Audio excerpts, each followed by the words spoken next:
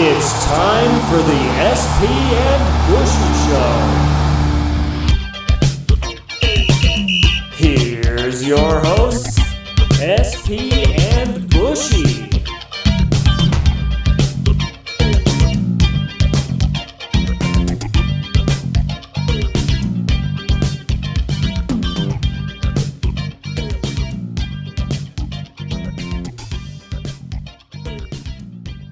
They might be one of those teams that's shopping for a quarterback too. Yes. All right. Yeah. Let's get to professional wrestling time machine. Awesome. I can't wait. Love me some wrestling. Let's do this thing. Yes, we love professional wrestling here. Obviously, Sean is a bigger fan than I am, but really back in the day, growing up, we were huge wrestling fans, and it's such an amazing it was such amazing growing up at that time, and it's just really kind of a shame thinking about it with the Attitude Era that it's just we probably saw maybe the best era of wrestling, and we were 10, 12 years, 8, 9, 10 years old. We really did. And I mean, it's unfortunate because, I would love nothing more. And I think maybe now with AEW trying to give Vince McMahon's WWE a run for its money, that seems to be when he elevates his game the most. And so maybe that's what Vince McMahon needs to do to elevate his game. So I think it's one of those things where hopefully it gets them going in the right direction. Yeah, I'm kind of hoping for maybe another Monday Night Wars, or I guess this time Wednesday Night Wars and all that. Yeah, I just hope we get back to maybe that level for 5 years and have another maybe Attitude Era-esque type of I guess a type of era. Exactly. I'm trying to figure out what are the dates on mine. That was what you heard there. I was trying to pull up the YouTube clip of it. Right. But I won't know the date, but I'll know what happened. People can look it up and be like, oh, what's the date of this particular thing? No question my wrestling knowledge just because I don't know what day it was. All right. I know the years for most of the stuff, so. Yeah. All right. So for first on my list, I'm actually going to go back to 1990 and have WrestleMania here. WrestleMania 6 took place at the Sky Dome in Toronto, Canada. And yeah, just you had the title for title match between the Ultimate Warrior and Hulk Hogan. Probably one of the pinnacle WrestleMania matches early in that era of WrestleManias, and just a great card as well. Yeah, it's just a great event to be a part of.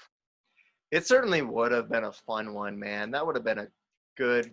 I mean, just the hype for that title match was just like it felt like a heavyweight title fight. It really did. You have the like incumbent champion and what should have been or what looked like it could have been the passing of the torch to the Ultimate Warrior. And I mean, it was just one of those things that was such a cool moment. And I mean, there just have been a lot of other wrestlers too, who like Edge, who have talked about how influential going to this event and being at this event was even for their careers.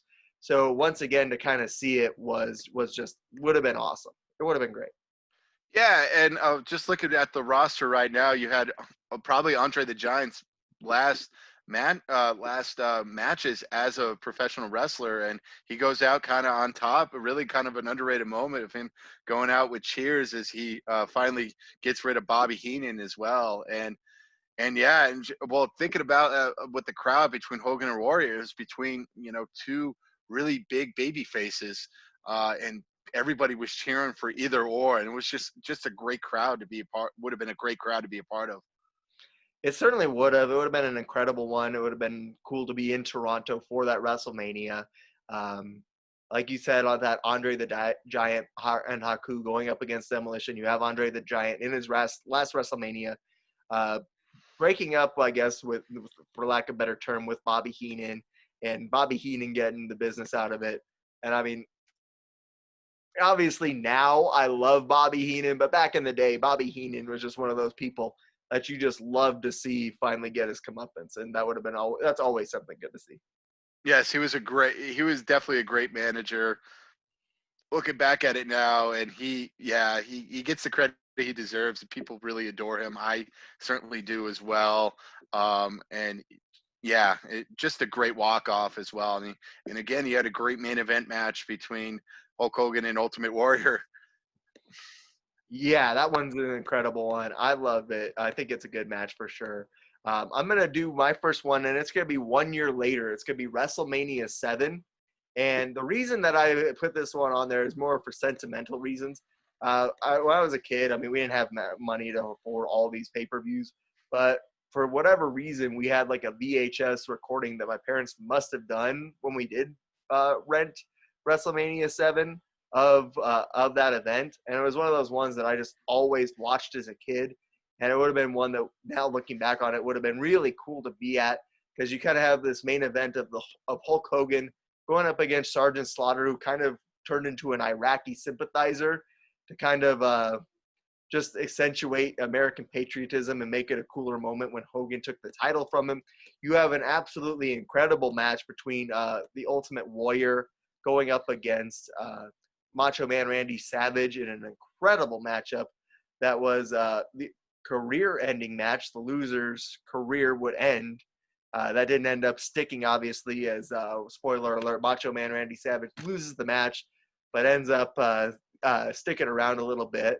And then you also have the birth of the streak as The Undertaker wrestles at his first WrestleMania, defeating Superfly Jimmy Snuka in an exciting matchup. I guess that one wasn't as much as an exciting matchup as it was a squash match, but nevertheless, that's a fun one as well. You have the Hart Foundation against the Nasty Boys, and the Nasty Boys kind of pulling an upset there and taking the tag team titles. I mean, just up and down, kind of a fun card that really one, like I said, just kind of stands out to me because it was one of those tapes that I always watched as a kid.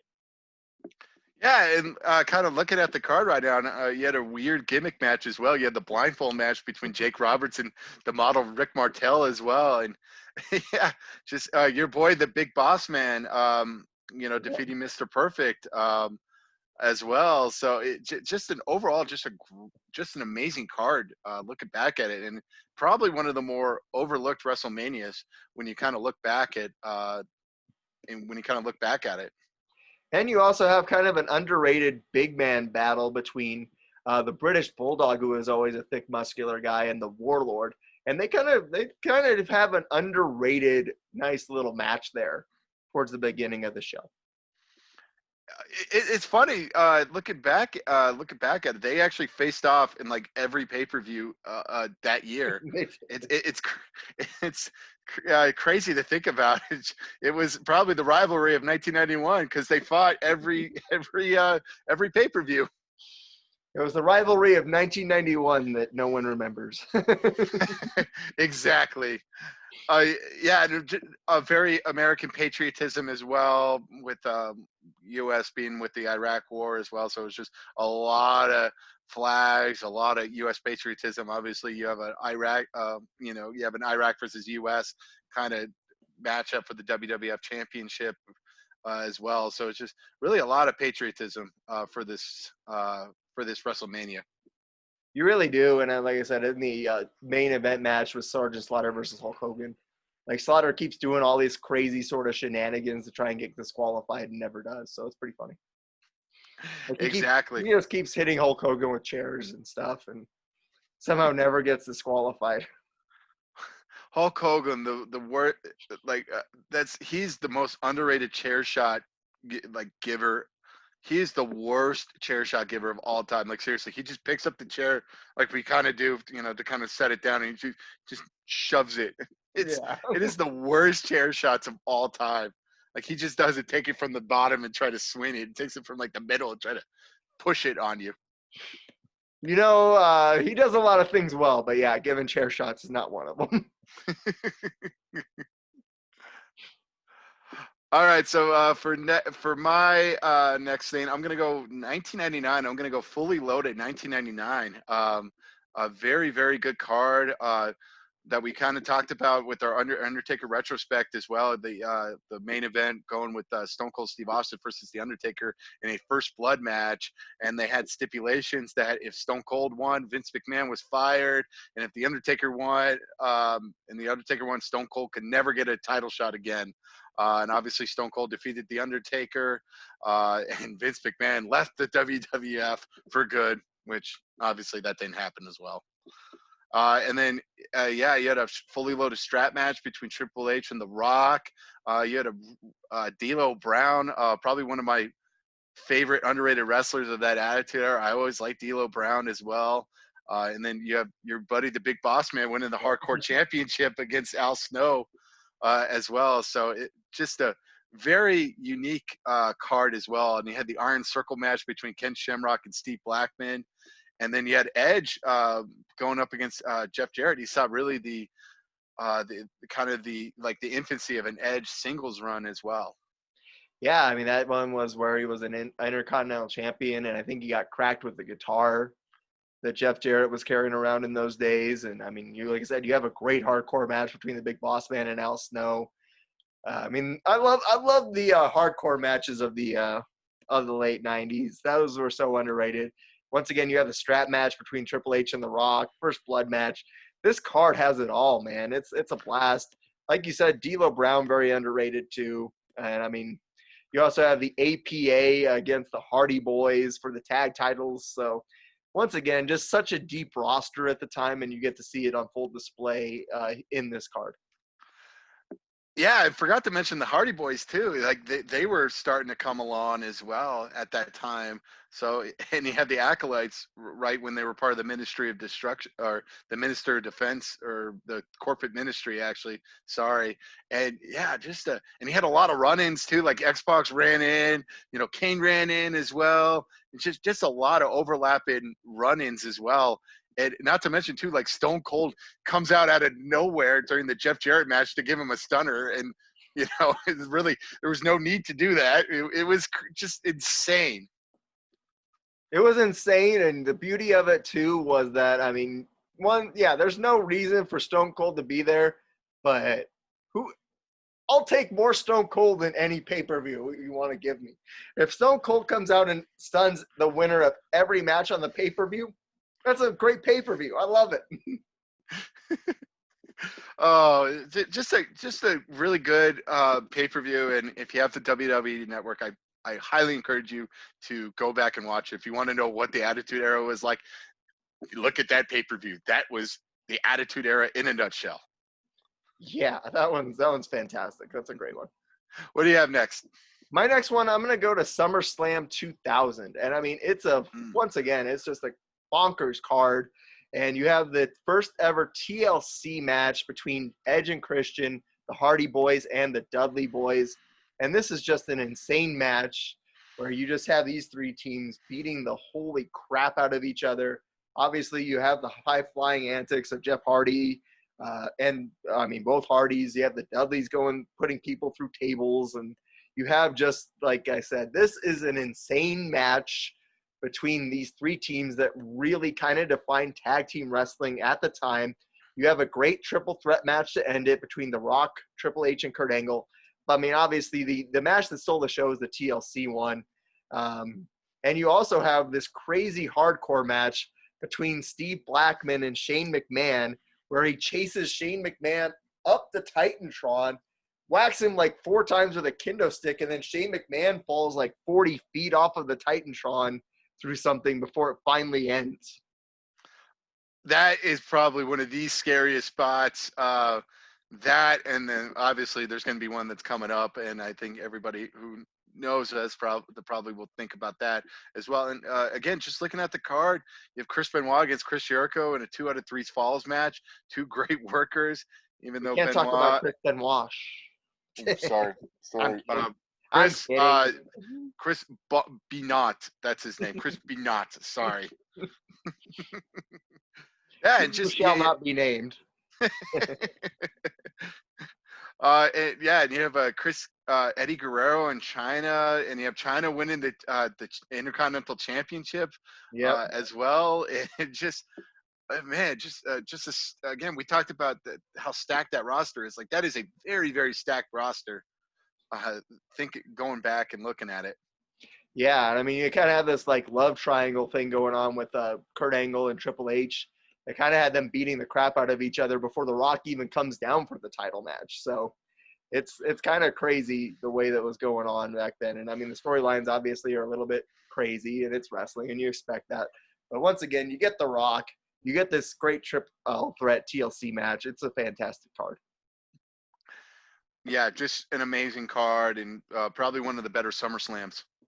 Certainly. What do you got next?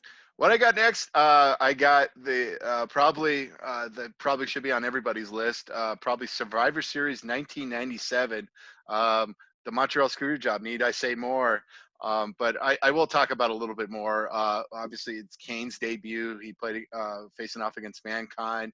You have Stone Cold Steve Austin winning the championship, winning the Intercontinental Championship against Owen Hart, basically getting his revenge from the SummerSlam days as well. And then you have the Montreal Screwjob. Need I say more?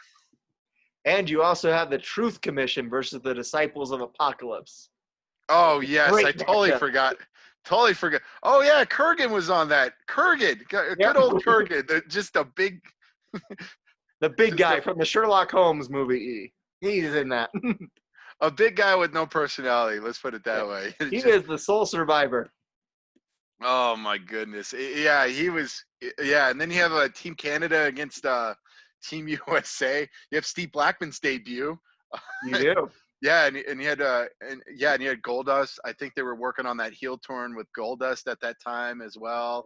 And yeah, just it's a very, very odd card, really, except for maybe like the Kane match and the Stone Cold match, and then the Montreal Screwjob. Those are really probably the three matches you could really watch, and then you could really forget about everything else. I mean, you have The Rock on the Nation of Domination in one of those Survivor Series elimination matchups too. It's a good one. Oh yeah, and you have Road Dogg and Billy Gunn. You know, but they weren't the New Age Outlaws yet at the time, but they were part of that tag team, and they were very close to becoming the New Age Outlaws. Yeah, absolutely. And then you have the Montreal Screwjob in Canada. People, it would have been weird just being with those Canadian fans as well. You know, I'm a huge Shawn Michaels fan, and yeah, I probably would have gotten my butt kicked, by those Canadian fans. Oh yeah, you'd have to be real cautious leaving there. Yeah, I would have been like, oh no, they screwed Bret Hart. How dare they? I mean, there's it's a lot. There's a lot going on there. I mean, that's a crazy one. What do you have next? My next one, and I mean, I'm going to go to Survivor Series 2014. And the main event for this card is fantastic. The rest of the card is pretty bad, pretty forgettable, not worth your time. But just go back, and if the WWE Network lets you fast forward to the matches, so forget about the rest of the card and just watch this main event. Because you have Team Cena taking on Team Authority, basically for the right to control what's going on in the WWE at the time. And, I mean, obviously, with the names of the teams, you think John Cena is going to be like the last one standing for his team? Nope. He gets knocked out by the Big Show and who turns on his own team and leaves. And gets pinned. So it ends up being Dolph Ziggler going basically 1-on-3 against Kane, Luke Harper, and Seth Rollins. And it comes down to Ziggler versus Rollins. And then Sting debuts as Triple H is trying to rig things in his favor. And so you kind of get the first, you get Sting, the last holdout from the WCW days, finally making his first appearance in WWE. And, I mean, it's just such an iconic moment. It's giving me chills right now to talk about it. Yeah, I remember at least watching the ending match just to see Sting come out as well. We're big Sting fans, and Sting will definitely come up later on. Basically, that's the only match I watched was the Team Cena against the Authority match. So I have no other opinions with this card, but it would have been great to be there to see Sting debut, and just people just going nuts. Right, absolutely. Even as a wrestling fan, the rest of this card is just hogwash. But take the Sting match or take the Sting debut. This match is incredible, and it's worth it just to be there, just to have been there to see Sting debut. Yep, no, there's no words. Yep. What do you got next?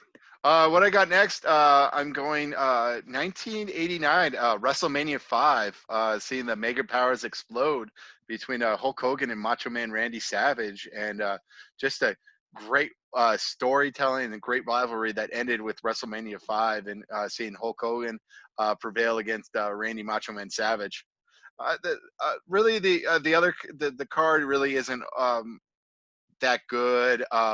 Maybe the Rick Rude against Ultimate Warrior, that matchup was pretty good. Obviously, Rick Rude defeating the Ultimate Warrior with a little help from Bobby Heenan as well. So it's looking back, and you have Rick Martel getting rid of Tito Santana as well, and he's becoming what we know as the Model. And yeah, there was a lot going on in this WrestleMania. You got, some of those people you enjoy watching when you were a kid, like the Bushwhackers. I think this might have been the WrestleMania debut too of Shawn Michaels, who ends up becoming Mr. WrestleMania down the line. And what is a losing effort to the Big Boss Man, but nevertheless, he's got a good record. Looking back at it, the Big Boss Man is having a good record so far in our. I think he's 3-0 so far in our time machine.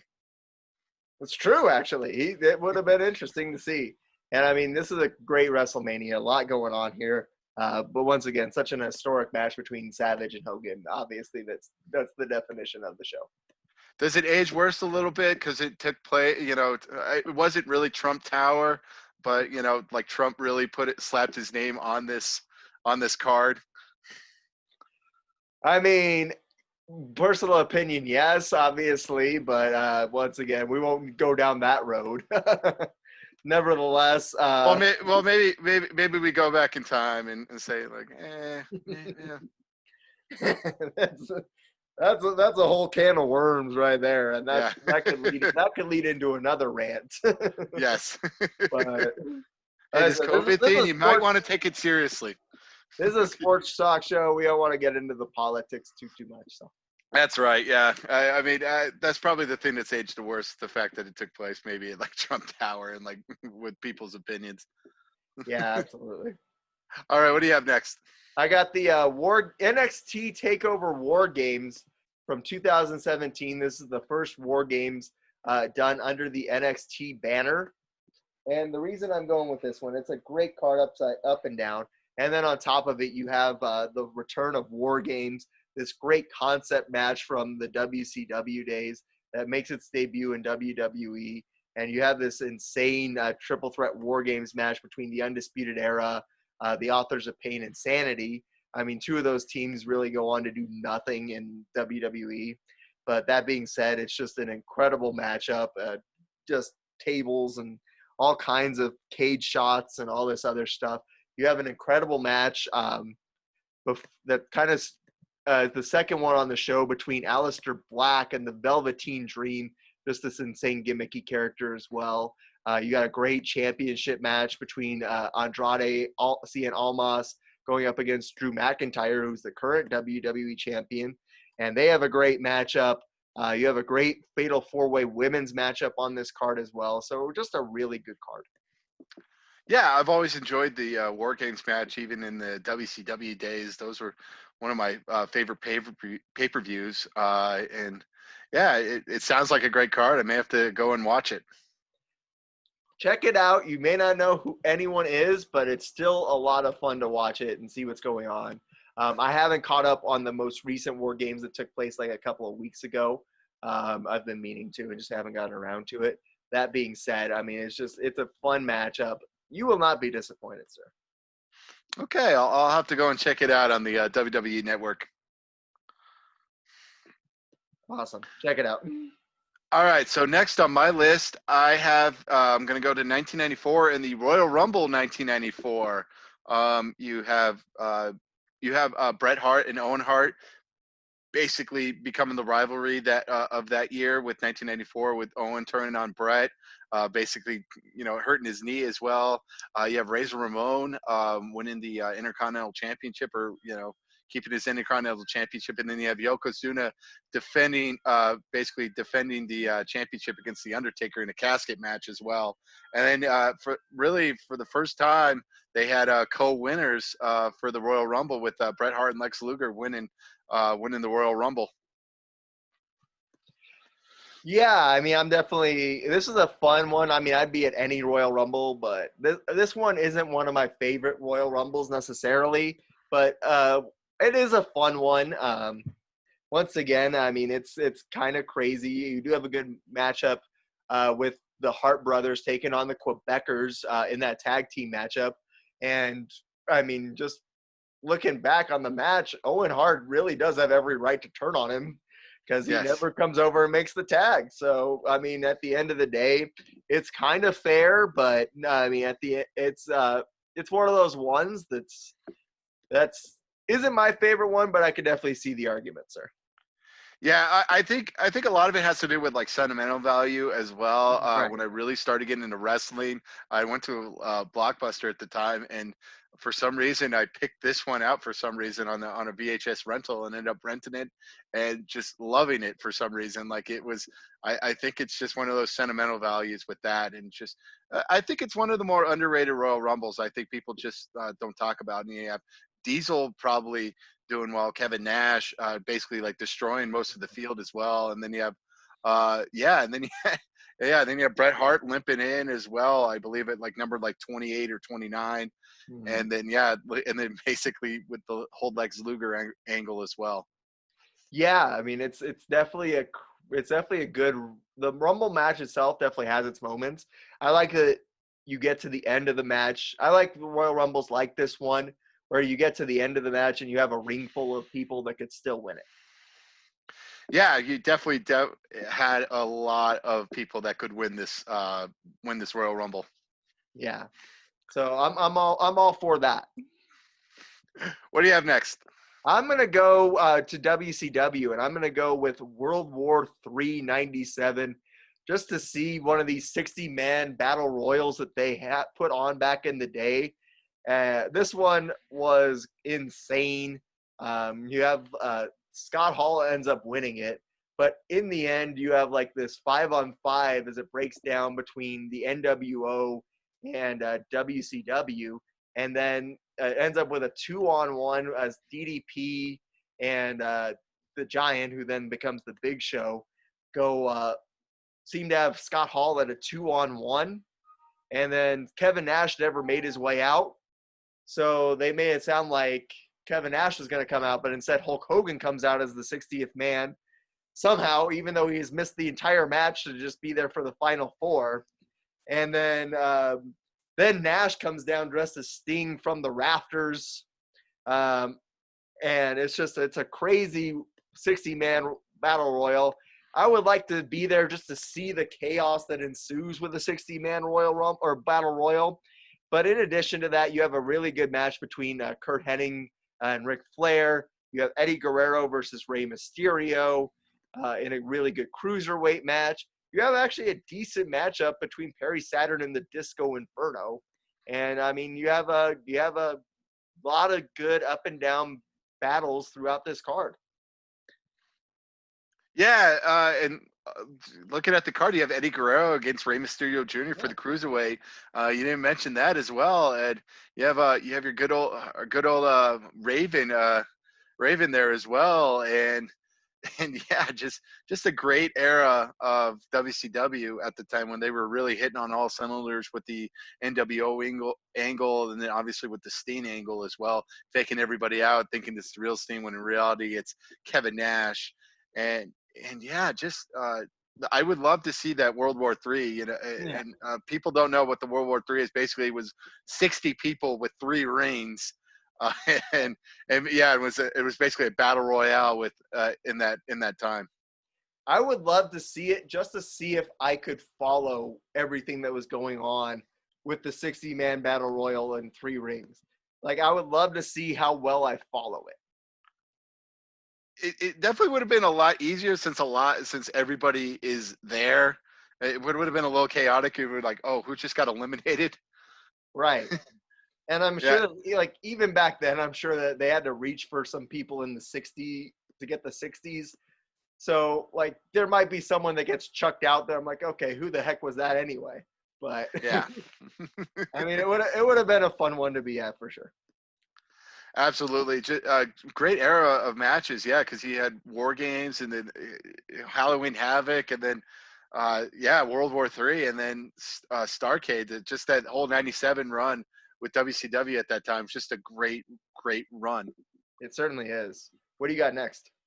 Next, I'm going Royal Rumble again, but this time I'm going to the 2001 Royal Rumble, in which Stone Cold Steve Austin wins it again, defeating Kane. He had a wonderful WWF Championship match between Kurt Angle and Triple H. You had the ladder match between Chris Jericho and Chris Benoit for the Intercontinental Championship. Sorry. And then you had the Dudley Boys against Edge and Christian for the tag team championship. So just a stacked card and it had like a hardcore element too with the Royal Rumble with like Raven coming in, and then I had like Al Snow, and everybody had like they had like trash cans and kendo sticks and chairs and all that. Trash can lids. Yes, yeah, everything was full game when it came to that. Al Snow hits Raven in the nuts with a bowling ball in this Royal Rumble. Yes. And you had Drew Carey. Drew Carey, of course. Drew Carey coming in and and technically eliminated a couple of people, but not really. The Hardy Boys eliminating themselves. Drew Carey really didn't do anything. And then once Kane came on, he was like, "I'm out of here." Like he was actually probably the smartest person. He certainly was, and I mean, you got to give a shout out to Kane. This is just Kane's performance in this Rumble is just incredible. Absolutely, it's one of the greatest big men performances ever in a Royal Rumble, by hands down. Just the way that he lasts almost an hour, he chucks out 11 people, and he just puts together just an insane performance in this Royal Rumble. Yeah, I think he was the longest competitor in the Royal Rumble at that for that Royal Rumble. So yeah, he was just he was a phenomenal shape, and he really was the big man, and he destroyed a ton of people. There definitely was like it felt like a 10-minute stretch where he just one person came in, Kane eliminated, one person came in, Kane eliminated. It just felt like that for like five participants. Yeah, I mean, I think they did it in a way that kind of stopped it still from getting stale, because they had the honky tonk man come out and play his guitar and then get cracked in the head with it by Kane.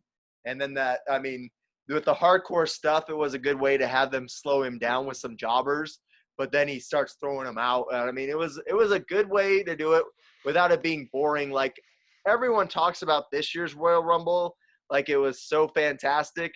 And I mean, to anyone that says that, I'm like, you must really like watching Brock Lesnar stand around for like half the time, because the first half of the match is just brutal and unwatchable. Everybody likes Brock Lesnar. Come on, Brock Lesnar is a god. I mean, if you like watching Brock Lesnar stand around, I would recommend watching this year's Royal Rumble.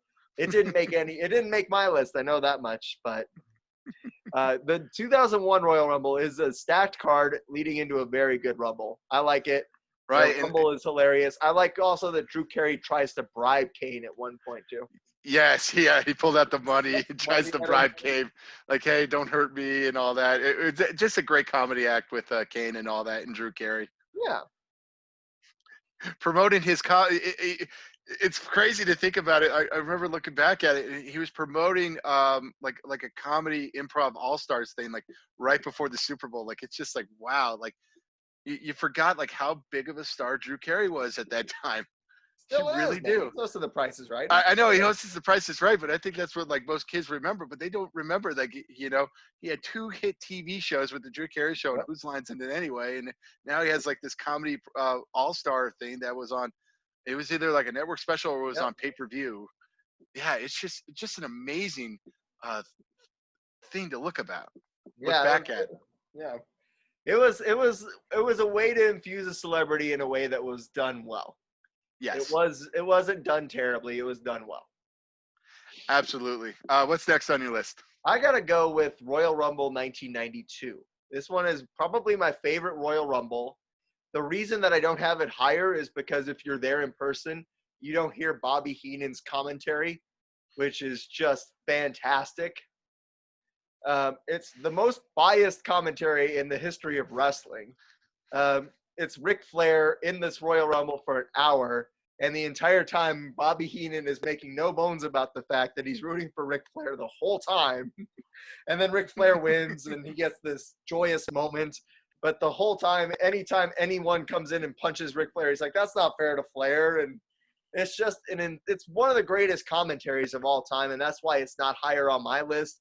Once again, the rest of the card isn't anything special, but just Ric Flair's performance in this match was insane, and it's a great Royal Rumble. Right, and it was the rare time where the Royal Rumble winner was the WWF Championship rather than they get a title shot at WrestleMania. So that was a very good stipulation as well. And yeah, it really was the Flair Royal Rumble.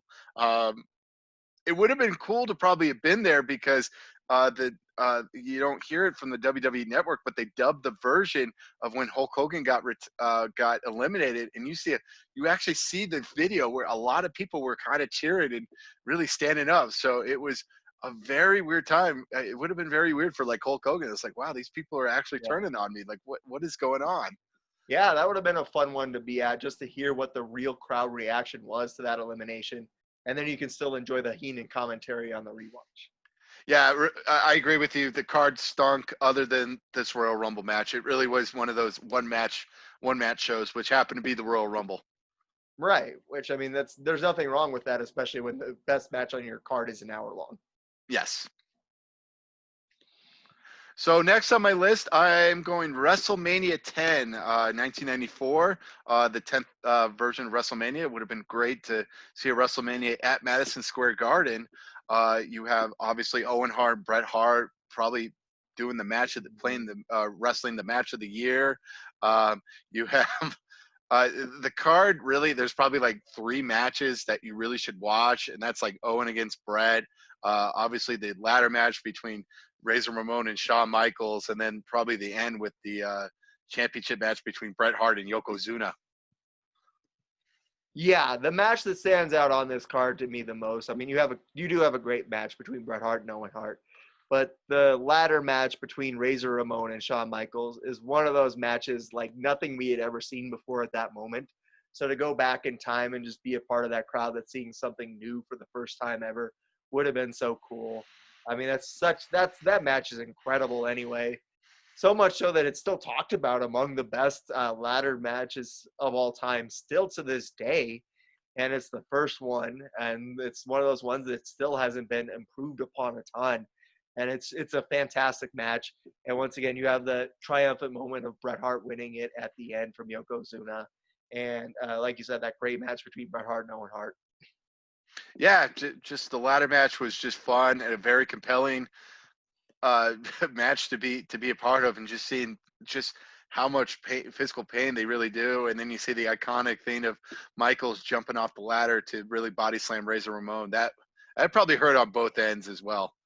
Yeah, I mean it's an incredible match. It's just an incredible match, and it's one of those ones that set the table so much for kind of springboarding things into a more modern era for wrestling, that it's one of those ones that just is such an iconic match that you almost have to watch it just because of the further impact that it had on wrestling going forward. Absolutely. It would have been just a fun WrestleMania to be part of.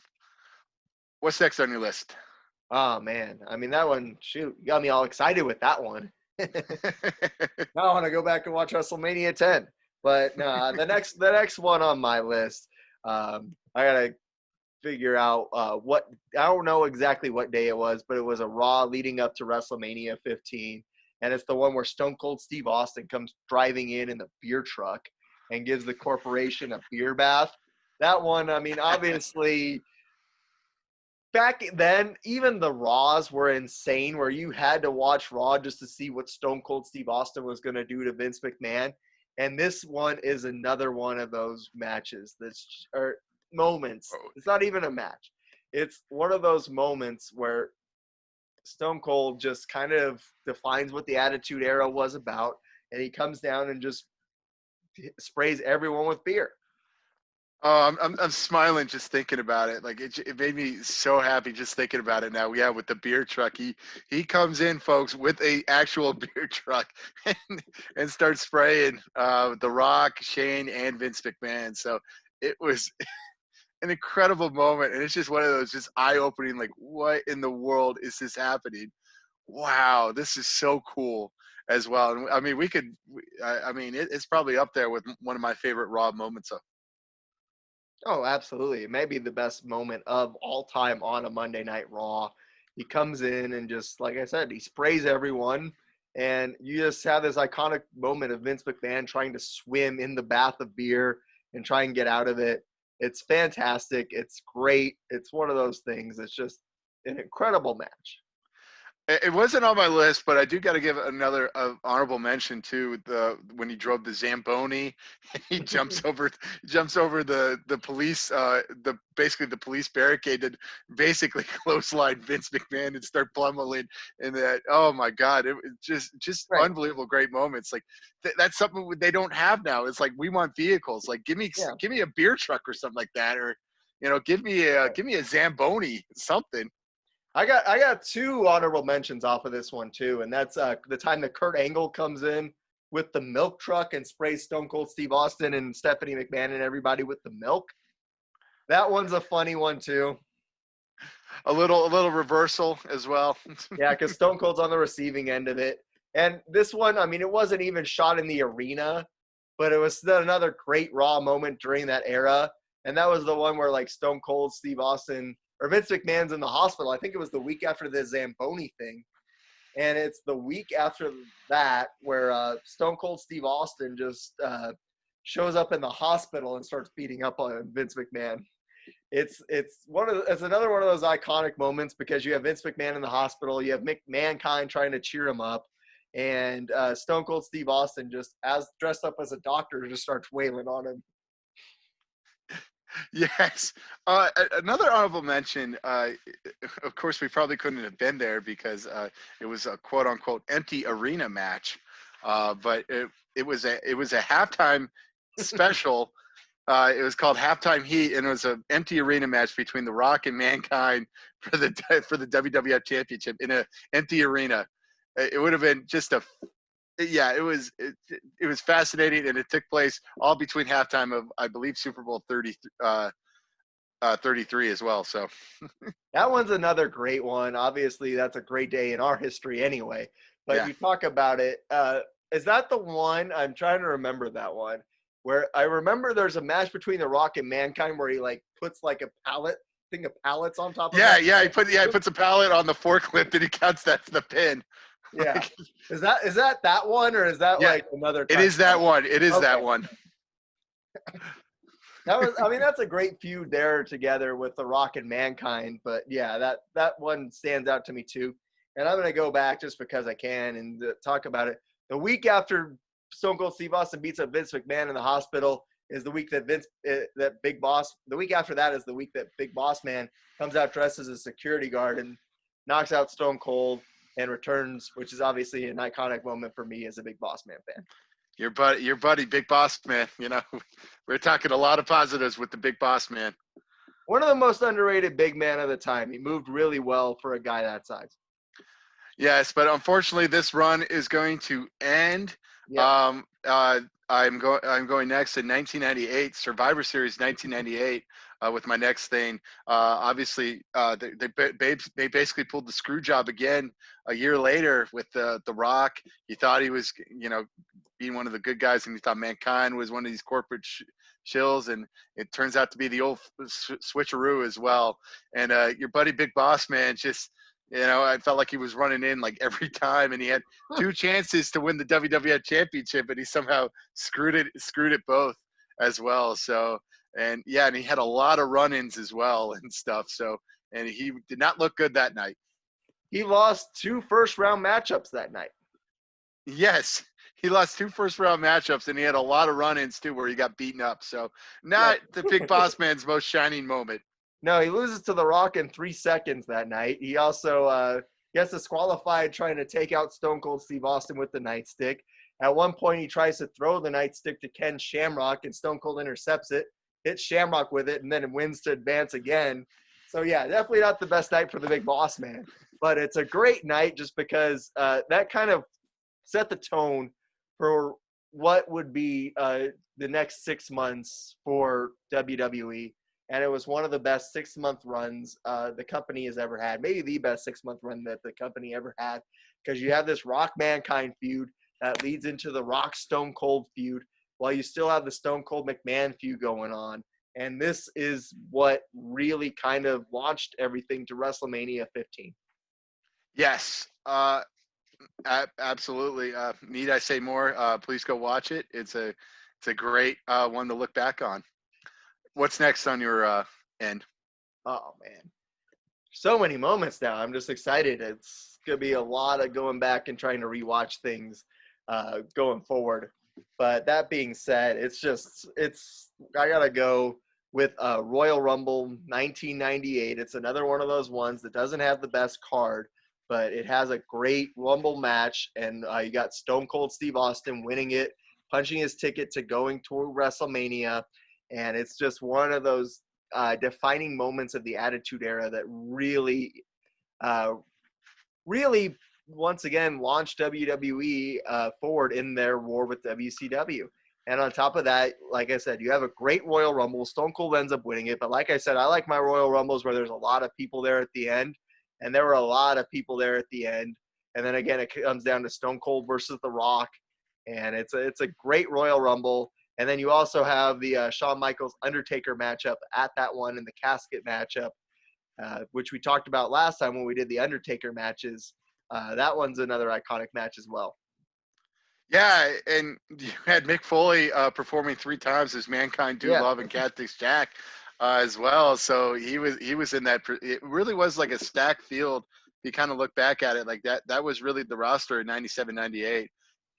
Yeah, everybody gunning for Stone Cold Steve Austin, trying to eliminate him, and obviously they did not succeed. Yeah, I mean it's a fun Royal Rumble. Again, you kind of have some chairs and some trash cans being involved. You have a great performance by The Rock in this Rumble, and I mean it's one of those Rumbles that's a really good rewatch. So it's a fun one. Yes, watch the last 2 matches. Watch the WWF Championship, and then watch the Royal Rumble. You will be satisfied with that show. Absolutely, and it would have been a fun one to be at for sure. Absolutely.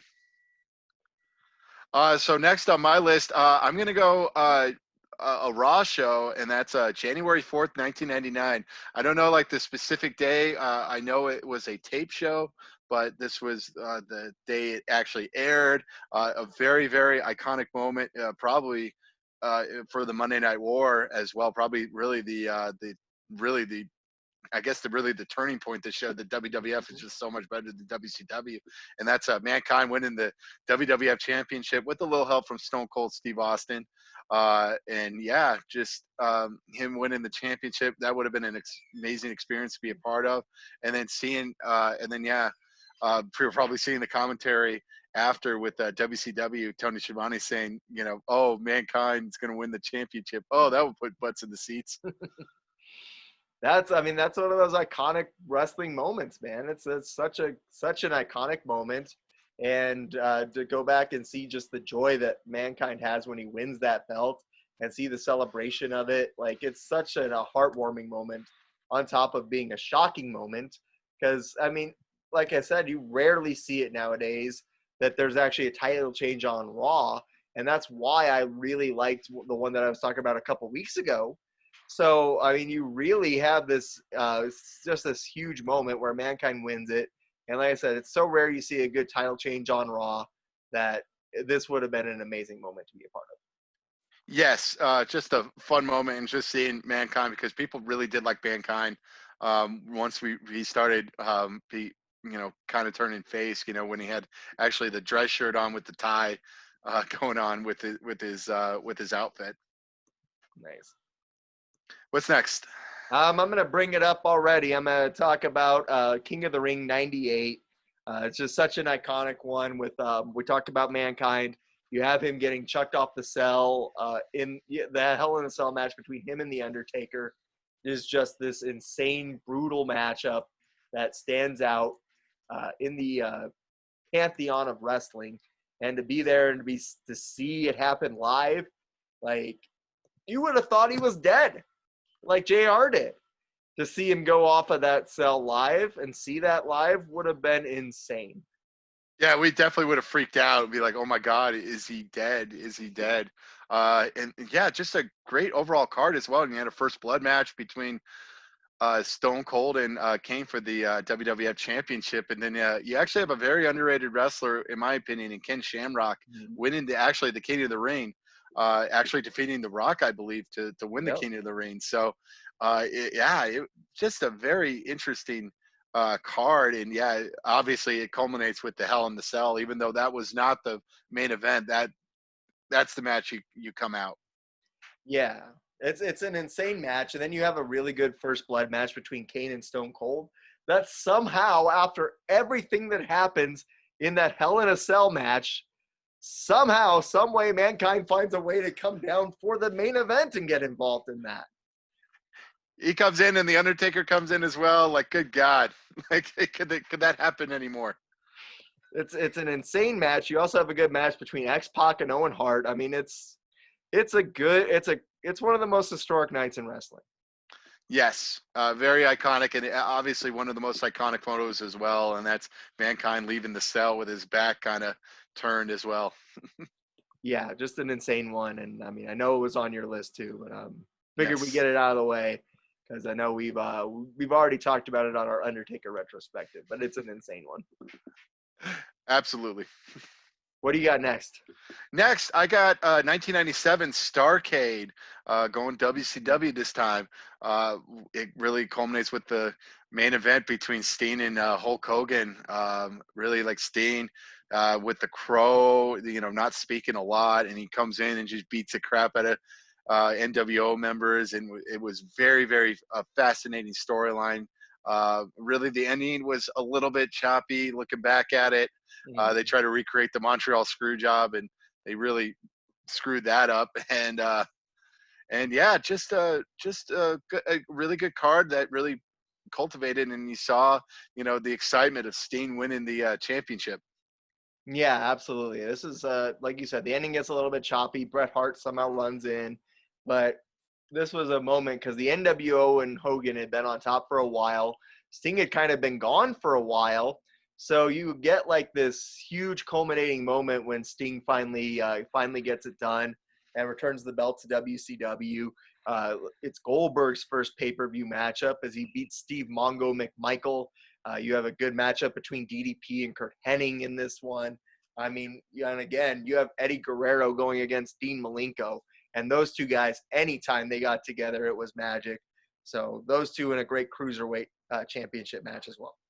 Yeah, and then you have Larry Zbyszko against Eric Bischoff for the right to control Nitro as well. So just a lot of stipulations with that card. Yeah, I mean, obviously there are a lot of shenanigans going on at the time, but it was the biggest grossing pay-per-view in WCW history. Yeah, it certainly got my attention. Like, I was very, very curious. I couldn't afford to watch that pay-per-view, but I was very curious what happened next night on Nitro.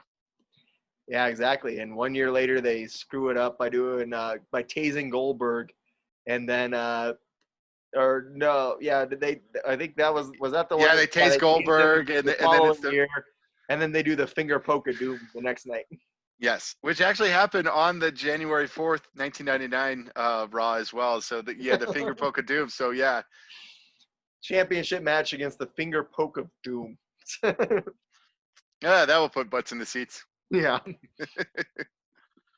Awesome. That's What do you a have great next? one. That was a great one. That one was on my list. It's an insanely good one that, it's a great card to have been a part of, one of those crucial moments in wrestling history. How many do you have left as far as with your head? Because I only got really Um, like 2 left. Thinking, I'm making this up as I go along. yeah, I only got kind of like 2 left on my list. So Okay, I can come up with 2 more then. yes. Like I said, I'm coming up with this as I go along. So All right. I What's know my next? wrestling well enough that I think I've done a good job of making it look like that wasn't what I was doing though. No, you actually have been. All right. What's next on your list? I'm gonna go once again. I'm gonna go Royal Rumble again, and Royal Rumble is my favorite event, and I'm gonna go with Royal Rumble 2005. And it's a fun Royal Rumble. You have Batista, now of Guardians of the Galaxy fame, winning the Royal Rumble, but you also have the Undertaker in a casket matchup against Heidenreich, and you have a really good matchup to start out the show between Edge and Shawn Michaels. That's actually a really good matchup. You also have a triple threat match that's insane between the Big Show, Kurt Angle, and JBL, with a lot of shenanigans and a lot of craziness going on. This one would have been a fun one to be a part of, and I think that once again, I would have given anything to be a part of a Royal Rumble, but I love this Royal Rumble, and it's one of my favorite ones to go back and rewatch. Is this the Royal Rumble in which Vince blows out his quads? Yeah, it's the one where Yeah. Vince blows out his quads because they kind of do the fake ending like they did in '94, where Batista and Cena go over at the same time, and then they restart it as Vince comes into the ropes, tell him to restart it. He blows out his quads. Yes, and he's sitting on the corner turnbuckle, like probably where I am right now, and he's just screaming. Like it is a very, very interesting Rumble because he would have been like, "What in the world is going on?" Like Vince McMahon is really pissed off. Exactly. That's a fun one for me, but like I said, everyone's gonna have their different opinions, and I Yes, get it. yeah, like how much you like the 2005 Royal Rumble. I like the '94 Royal Right, Rumble. exactly. Yes. All right, so next on my list is Bash at the Beach, 1996. Gonna stay with WCW. Probably the most iconic moment in wrestling, and that's the form of the New World Order. Seeing Hulk Hogan turn heel, basically doing the leg drop on Randy Macho Man Savage, and he becomes the third man. Seeing with Kevin with Scott Hall and Kevin Nash. Yeah, absolutely. This is definitely, if I could go back in time and be at one wrestling moment, this is probably the moment. Just because, and I mean, this one is just an insane moment. You have the start of the NWO, and I mean, just to be there and to see what the crowd's reaction was when he dropped that leg on Randy Savage, and then cut the promo saying that he basically telling the whole fans to go screw themselves. Like, so iconic.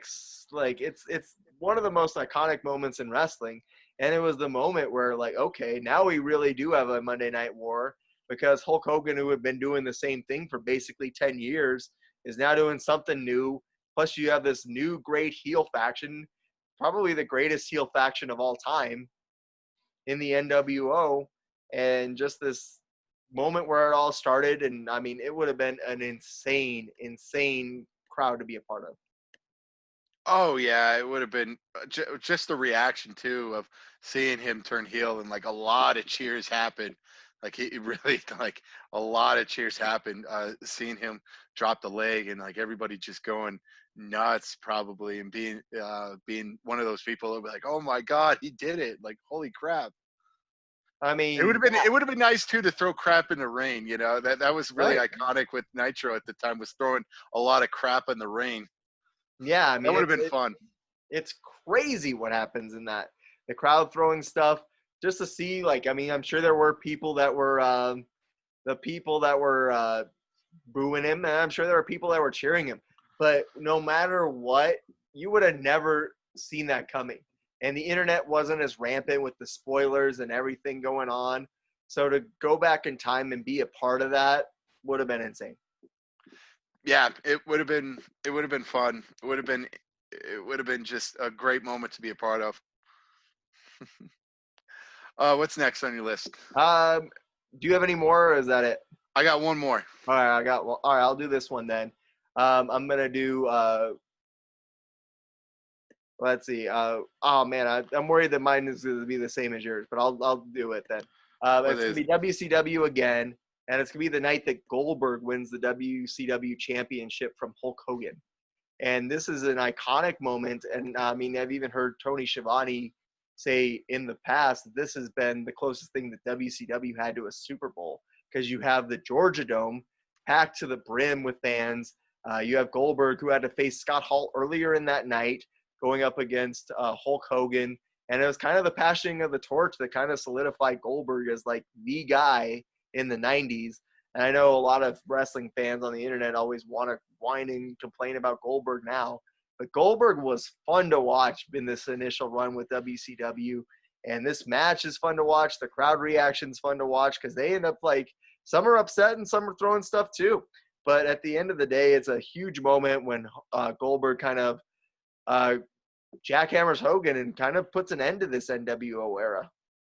Yeah, he wins the championship. It would have been fun to be at the Georgia Dome. That's now actually defunct. It really is kind of crazy to think about. Right. And yeah, again, it would have been fun probably throwing crap and just going nuts seeing Goldberg win the championship. And yeah, people just don't understand like how big he was as a star. Like his matches were must see TV, even though he kicked the crap out of everybody, but he was just kicking the crap out of everybody with style. Like we loved his finishing moves. We loved the spear and we loved the jackhammer. Yeah. And he was just an exciting guy. He was always like pumped up and frisky. Like he always looks really mad and ticked off. Right. He did it in a way where you wanted to watch it. And that was what made it so exciting. And that's why it was such an enduring moment. Yes. And it was on my list, but I thought of one more. So nice. Yes, I thought of one more. Yes, it would have been my finale, but I thought of one more. I think really would have been a nice pinnacle to end this discussion. Yeah, hit me. All right. Probably WrestleMania 14. We have really a good light heavyweight match between Taka Michinoku and Aguila. You have Triple H beating Bret Owen Hart, even though Owen Hart really had basically in one leg as well.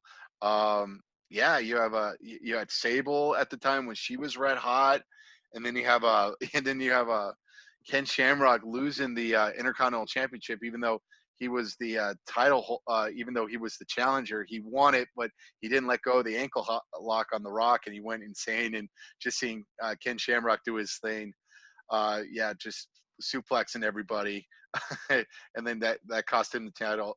And then you have Undertaker versus Kane, very very good matchup. And then it culminates at the end with Shawn Michaels against Stone Cold Steve Austin for the WWF Championship. Yeah, I mean, that's obviously, like you said, he ran through it all beautifully. It's a great card.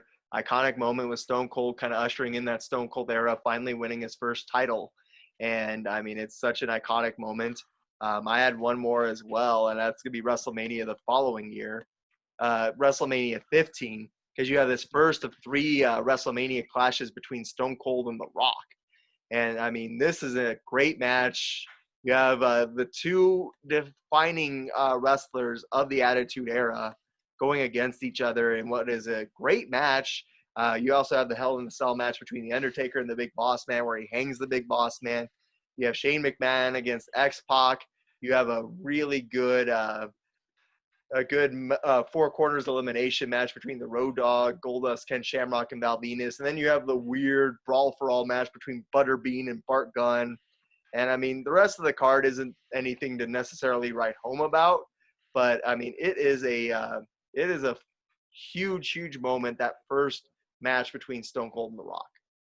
Yeah, and just kind of looking at the card, it's kind of interesting to look at. Because you had Mankind beating the Big Show by disqualification to become the guest referee of that match, that of the main event match as well. And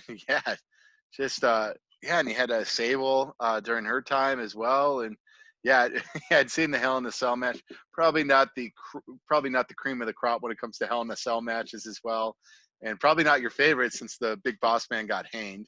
Right. But again, this just the iconicness of the first Stone Cold versus Rock match.